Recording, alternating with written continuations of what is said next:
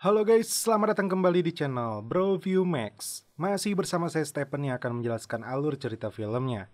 Kali ini saya akan menjelaskan alur cerita film yang berjudul Switch. Film ini bercerita tentang Xiao Jinhan yang diperankan oleh Andy Lau, seorang agen khusus bersama dengan seorang karyawan perusahaan asuransi bernama Lin Yuyan. Agen rahasia dari Cina itu diberi tugas untuk mencari manuskrip kuno bernilai jutaan dolar Amerika. Seperti apakah kisahnya? Langsung saja, sebelum masuk ke ceritanya seperti biasa siapkan apa? Ya tentunya Kopai dan Nutbray untuk menemani kalian dalam menonton alur cerita film ini. Dan sekarang kita masuk intro.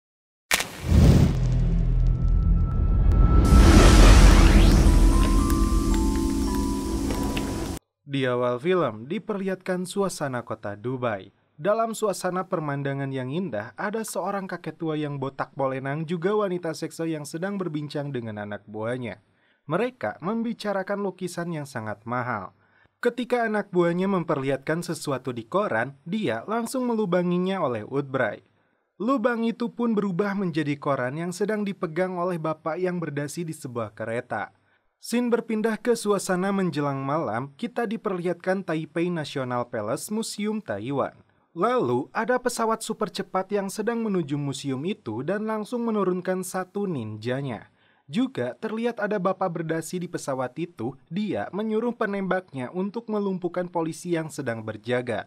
Tak lama, drone yang sangat canggih dengan lasernya membobol atap museum dan ternyata di museum itu ada lukisan legendaris yang dijaga ketat oleh kepolisian dan teknologi yang sangat canggih.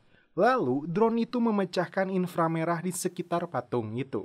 Ninja itu pun turun dengan kecanggihan teknologi, hanya butuh beberapa detik untuk membuka segel dan langsung membawa lukisan yang ada dalam patung itu. Namun sayang, scene langsung berpindah ke si Ujang Itok mafia Jepang yang lagi dihihidan oleh para wanita seksoi sampai mata Mamang tidak berkedip.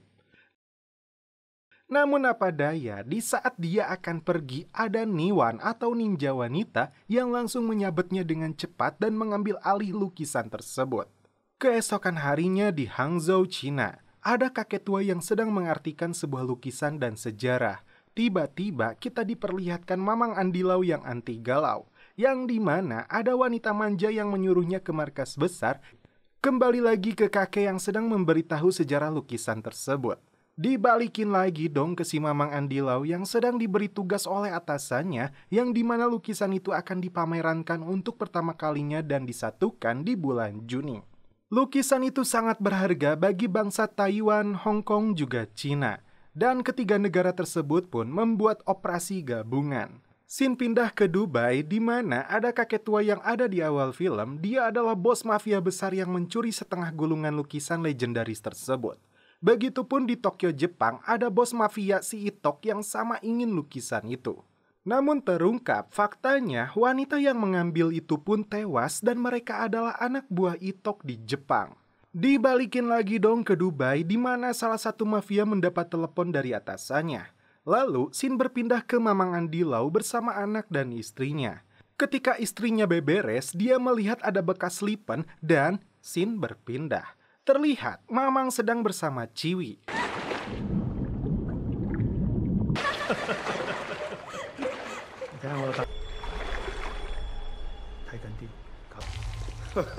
Several years I have. You're damn right. 小姐，小心火燭啊！ Ketika Mamang pulang, ini yang terjadi. Terlihat juga ada yang sedang memata-matainya.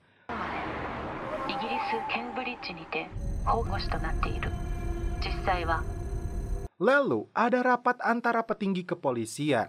將會係佢哋嘅下一個目標，就係中國人保藝術品保險團。正山圖去台灣展出嘅保險金額係10億人民幣。 Di sisi lain, di sebuah tempat ada bos mafia Inggris dan permaisuri yang sedang tawar-menawar. 扶春山居圖合璧。 Tak lama, ada sedikit keributan antara Itok dan mafia yang dimana mafia tersebut yang dulu menembak polisi di museum.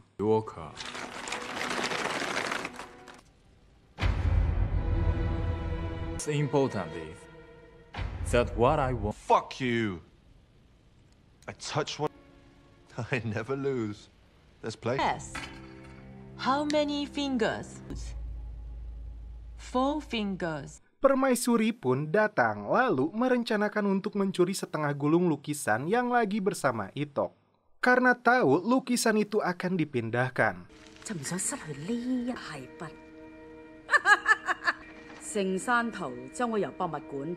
Akan tetapi, kepolisian pun memperketat gulungan lukisan legendaris itu dengan teknologi yang lebih canggih lagi.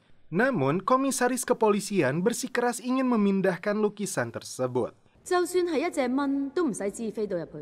係唔係請上頭再考慮下呢？咁聽着，出咗問題邊個負責？以後嘅事。 Di saat akan memindahkan lukisan itu, terlihat mata-mata Itok yang mengontrol jalannya pemindahan. Dan inilah yang terjadi. 最南位置拱順橋，馬上將去西區紅。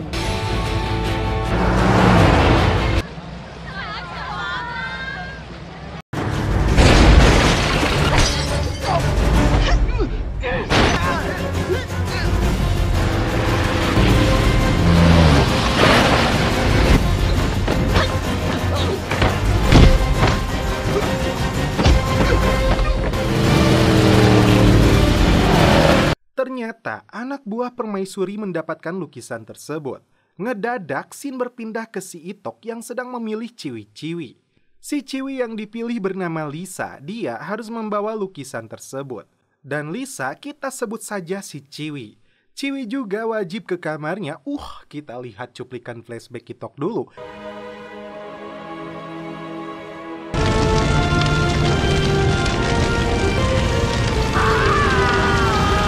Dan celepok. Sin berpindah ke Mamang Andilau yang sedang melacak keberadaan lukisannya.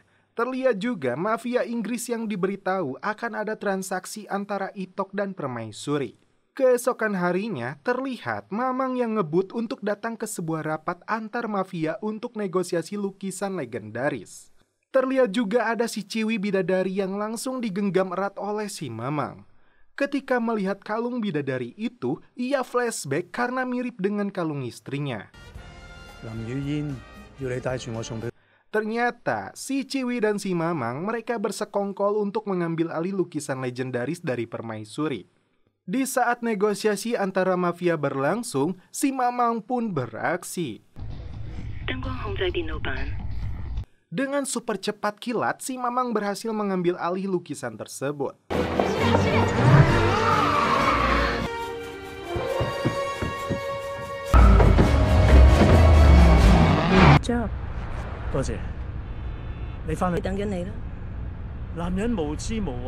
Terlihat juga Itok pun mengetahuinya dan ingin merebut lukisan legendaris. Ketika si Mamang disuruh menyerahkan lukisan legendaris itu ke seseorang di sebuah gedung, ini yang terjadi.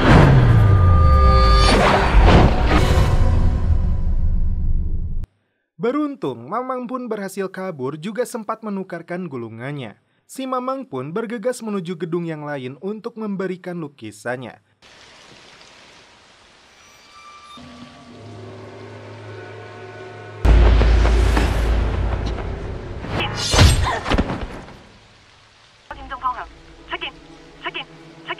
Namun terungkap fakta yang sangat mengejutkan si Mamang. Ternyata si Ciwi itu adalah anak buah dari Itok. Hingga si Mamang pun tidak sadarkan diri dan dibuang di salah satu tempat.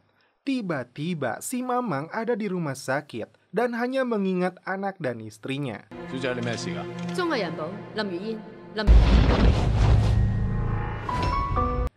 bulan kemudian di Hong Kong, si Mamang sadar dan kedua polisi itu menyebut si Mamang sudah mati, juga mengganti identitasnya. Si Mamang pun tinggal di sebuah desa. Mamang selalu mengingat istrinya.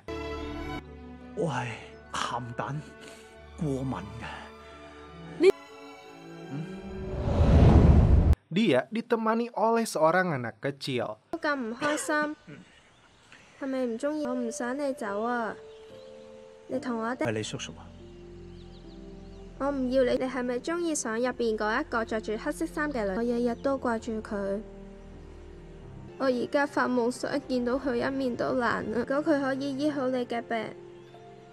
Sin berpindah ke istri si Mamang yang sedang ada di pemakamannya. Lalu ada seseorang yang mengajak ke salah satu kantor di Beijing.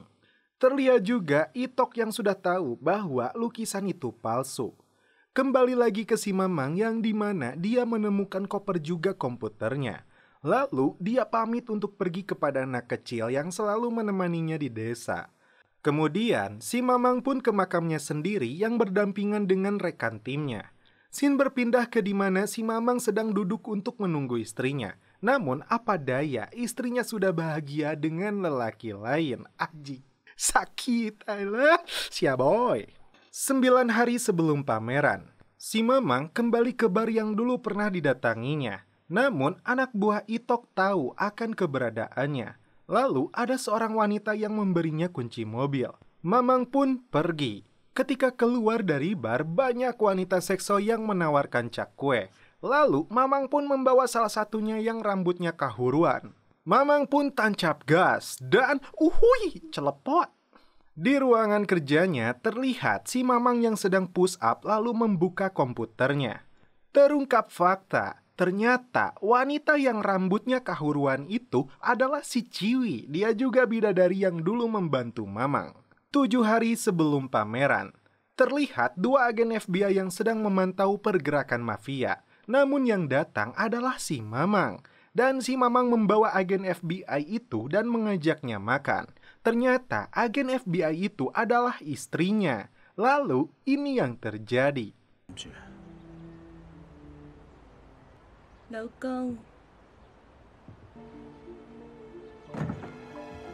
Kemudian si Ciwi meminta lukisan yang asli dan mengancam anaknya si Mamang yang bernama Bao Bao. Di sisi lain, Itok sedang mencari anaknya Mamang. Namun si Mamang ada di sana dan menyamar jadi istrinya. Juga menyuruh anak buahnya mengantarkan ke suatu tempat. Akan tetapi, Bao Bao ditemukan oleh Itok yang langsung membawanya. Lalu si Itok pun menelepon istri Mamang dan mengancamnya. Kemudian istrinya menemui si Mamang, dia tidak tahu bahwa si Mamang adalah seorang agen FBI juga. Ketika si Mamang akan menyelamatkan anaknya, istrinya pengen ikut dan enggeus we sare awewe mameni riweuh. Tak mau buang waktu, Mamang pun mulai beraksi untuk menyelamatkan anaknya. Namun tidak ada siapa-siapa di sana. Istrinya pun bangun dan menyusulnya, tapi di sana dia hanya menemukan HP yang berisi pesan. Di sisi lain, Mamang mencari istrinya di kamar. 5 hari sebelum pameran, terlihat istri Mamang yang sedang berada di salah satu taman. Terlihat juga si Mamang yang menyamar menjadi biksu. Lalu istrinya pun bertemu dengan si Itok. Terlihat juga Mamang sedang melacak si Itok juga komplotannya. Itok pun mengajak istri si Mamang untuk makan malam. Namun ini yang terjadi.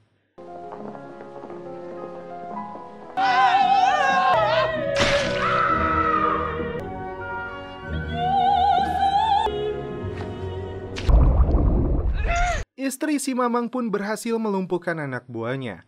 Tak lama, si Mamang pun datang dan membantai satu persatu anak buah si Itok.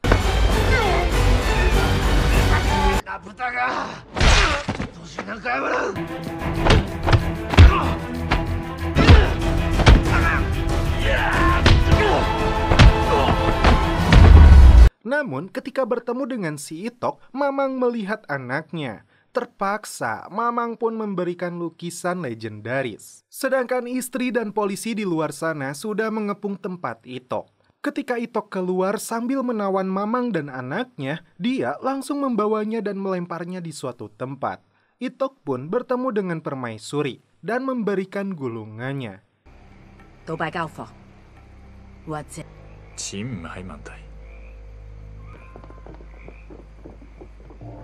Scene beralih ke istri Mamang yang sedang hariwang. Lalu istrinya pun pulang. Sesampainya di rumah, keadaan sudah gelap. Dia pun mencurigai sepertinya ada yang janggal. Dan ini yang terjadi. Mamang, anak, dan istrinya pun bersatu kembali. 4 hari menjelang pameran. Di pesawat yang akan menuju Dubai, terlihat si Ciwi yang sedang jadi pramugari spek bidadari yang sedang diawasi oleh si Mamang. Ketika si Mamang akan menghampirinya, namun ini yang terjadi.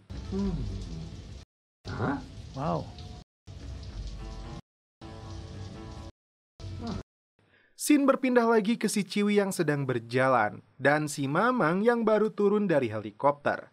Ketika si Mamang sampai di kamar hotelnya, ada wanita atel yang mengantar kopernya. Ciwi pun memasuki Atlantis Palm Dubai yang terus diawasi oleh si Mamang.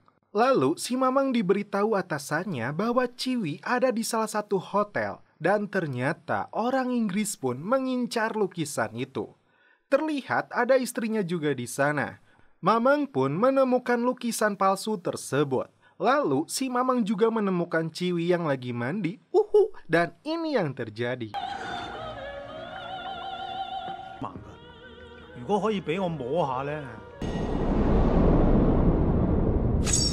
Orang Inggris itu pun berhasil mencuri lukisan palsu itu, namun ini yang dilakukan oleh si Ciwi. 3 hari sebelum pameran, si Mamang bersama Ciwi menemukan gulungan yang asli. Mereka pun bersekongkol untuk mencurinya kembali, hingga akhirnya mereka pun berhasil membobol bunkernya. Akan tetapi, Ciwi mengambil terlebih dahulu. Anak buah mafia Inggris itu pun datang dan si Ciwi tertembak. Namun, dia masih bisa bertahan. Kita lihat aksi Mamang Andilau juga si Teteh Ciwi.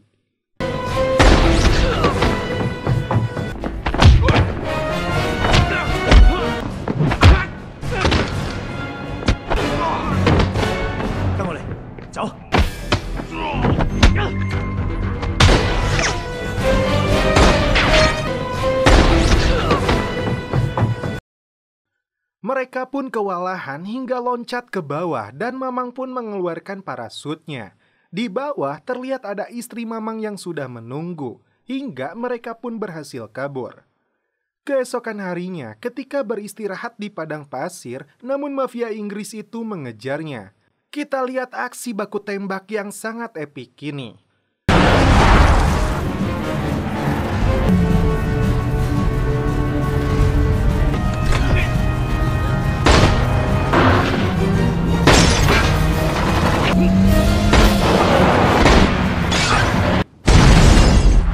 Scene berpindah ke si Ciwi yang sedang ada di rumah sakit bersama Mamang juga istrinya.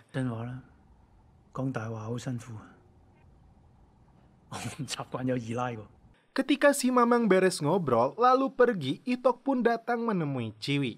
Itok mengetahui bahwa si Ciwi suka pada si Mamang, juga mengingatkan tentang adiknya yang akan wisuda. Ciwi diminta membunuh Mamang. Hanya 10 detik untuknya membunuh Mamang dengan cincin yang dilemparkannya. 2 hari sebelum pameran, di pinggir pantai, Ciwi sedang santuy dan Mamang pun menghampirinya.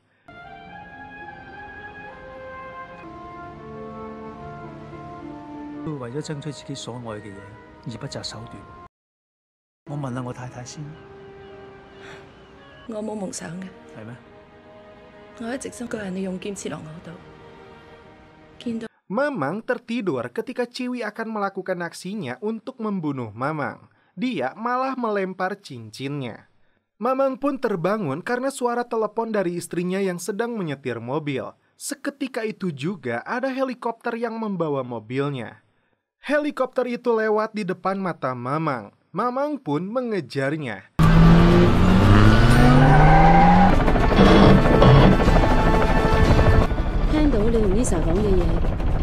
Hingga mobil istrinya Mamang pun disungsebin di hotel.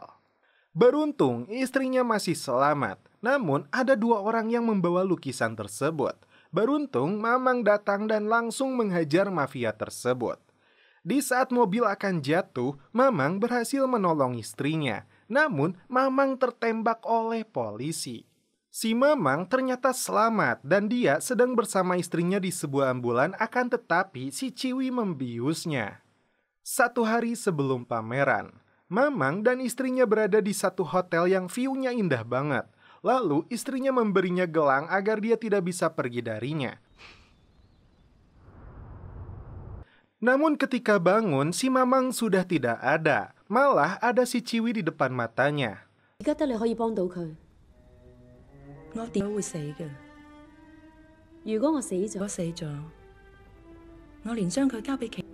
Ini個世界上唯一屬於我嘅男人。你話佢哋明唔明？15 hari setelah pameran di Istana Itok, terlihat si Mamang sedang terbang menuju istana Itok. Saat masuk, Mamang diperlihatkan ciwi-ciwi lemah gemulai.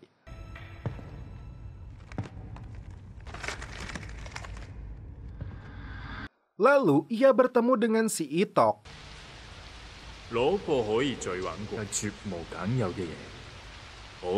Dan setelah lama adu bacot, si Mamang diserang oleh anak buahnya. Istrinya pun datang dan kita lihat skill suami istri ini.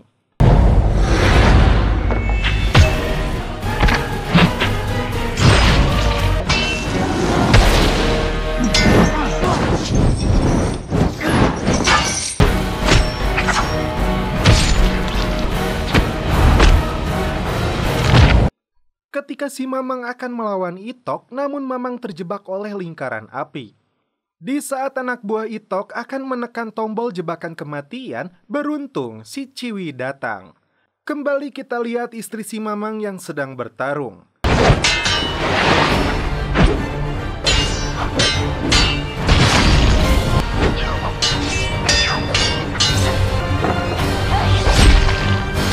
Lalu kita lihat pertarungan si Ciwi.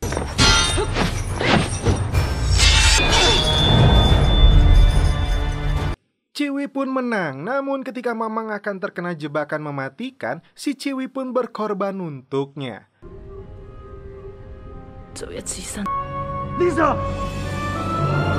Yang sedikit aneh, si Itok langsung jebleh dan memegang si Ciwi. Terungkap fakta di sini. Ternyata Itok selama ini menggunakan topeng karena wajahnya dulu terbakar. Lalu dia menantang hidup dan mati dengan menggunakan pedang. Inilah pertarungan yang sangat epik antara si Mamang dan Itok.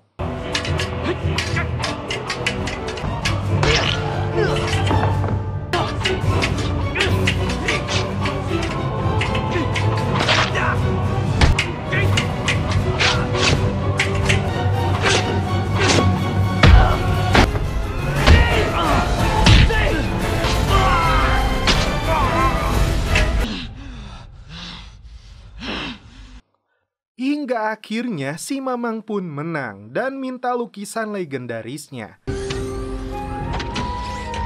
Lalu Itok pergi menghampiri si Ciwi. Pameran pun dimulai. Terlihat Mamang dan istrinya ada di sana. 林小姐，你係中國人保嘅項目負喺台北故宮博物院，能夠令 Terungkap fakta lagi bahwa Permaisuri adalah pemilik asli lukisan legendaris itu. Sin berpindah ke Huanggongwan, tempat kediaman pelukis bersejarah. Ternyata ada kakek yang dulu menceritakan tentang lukisan legendaris itu.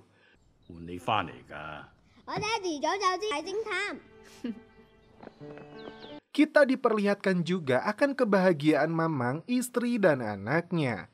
Apalagi si Mamang yang sangat bahagia karena dijemput oleh 3 ciwi-ciwi gelis menggunakan helikopter, yang dimana salah satunya memakai kalung seperti istrinya dan si Ciwi. Ternyata si Mamang ke pantai yang dulu bersama Ciwi dan memasang payung. Sekilas terlihat Ciwi menggunakan gaun pengantin. Payung yang berbentuk happy birthday, dan terlihat juga adiknya telah wisuda ada di helikopter bersama si Mamang. Dan setelah itu film pun berakhir. Oke guys, bagaimana menurut kalian alur cerita film dari Switch ini? Seperti biasa, ada sedikit pesan di film ini. Jangan pernah lupa akan sejarah yang berharga di negeri kita dan jaga sejarah dengan baik agar tetap utuh sampai bisa dinikmati oleh anak dan cucu kita. Cukup lupakan sejarah dengan mantan karena itu sedikit menyakitkan adik-adik mantan deh wae. Daripada terlalu banyak mikirin mantan, lebih baik kita ngopai. Seruput dulu.